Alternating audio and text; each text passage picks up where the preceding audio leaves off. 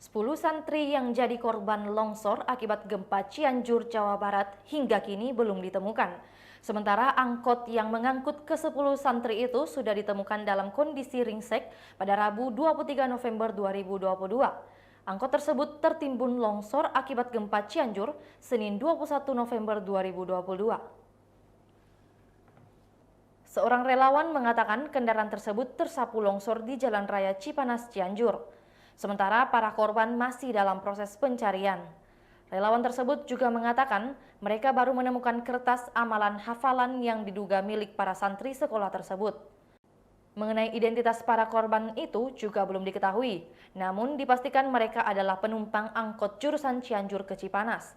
Saat proses pencarian, para relawan mengaku sempat mencium bau yang diduga datang dari jasad korban, namun ketika dicari bau itu kemudian menghilang. Itulah tadi berita Hot News kita pada hari ini. Saksikan berita Hot News lainnya hanya di kanal YouTube dan Facebook Tribun Timur. Terima kasih sudah nonton. Jangan lupa like, subscribe, dan share ya.